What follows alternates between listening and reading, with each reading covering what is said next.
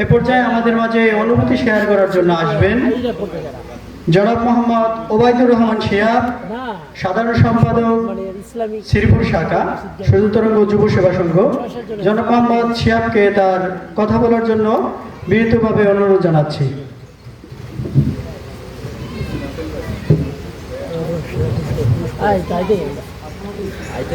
বিসমিল্লাহির রহমানির রহিম। সকলকে ঈদ মোবারক। আলহামদুলিল্লাহ, সূর্য তরঙ্গ যুব সেবা সংঘ এর ৬ষ্ঠ বছরপূর্তি উৎসব ও ইসলামী সাংস্কৃতিক সন্ধ্যা। প্রিয় দিনী ভাই ও বন্ধুগণ, আসসালামু আলাইকুম।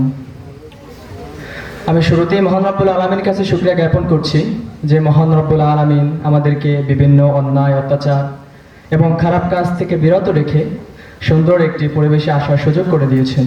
আলহামদুলিল্লাহ। আমি আমার বক্তব্যের শুরুতেই আজকের অনুষ্ঠানের সম্মানিত সভাপতি, আমন্ত্রিত সকল অতিথিবৃন্দ এবং আমার মঞ্চের সামনে উপবিষ্ট সকল সুধীমণ্ডলী সকলকে জানাই আমার পক্ষ থেকে শুভেচ্ছা ও অভিনন্দন। প্রিয় বন্ধুগণ, আপনারা জানেন সূর্য তরঙ্গ যুব সেবা সংঘ একটি অলাভজনক অরাজনৈতিক স্বেচ্ছাসেবী সামাজিক সংগঠন।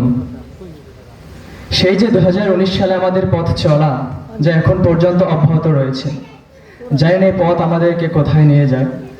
তবে মহান রব্বুল আলামিনের কাছে আমাদের প্রত্যাশা আল্লাহ যেন আমাদের সহায় হন।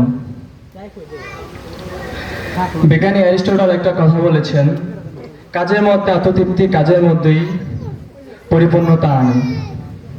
একটা সময় ছিল যখন সামাজিক সংগঠনগুলো শহর কেন্দ্রিক ছিল, এখন সে সময়টা বড্ড সেগুলো হয়ে গেছে।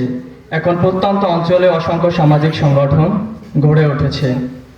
এসব সংগঠন থেকে অসহায় মানুষ উপকৃত হচ্ছে। এসব সংগঠনের সহযোগিতায় কখনো গৃহিণীরা পাচ্ছে মাদা গজার ঠাঁই, কখনো আনাহানি হচ্ছে পর্যাপ্ত খাবার, সুবিধাবঞ্চিত শিশুরা পাচ্ছে স্কুলে যাওয়ার সুযোগ। একটি সামাজিক সংগঠন থাকা অনিবার্য। করোনাকালে এই কথাটি সমাজের চোখে আঙুল দিয়ে দেখিয়ে দিয়েছে সামাজিক সংগঠনগুলো কি করতে পারে।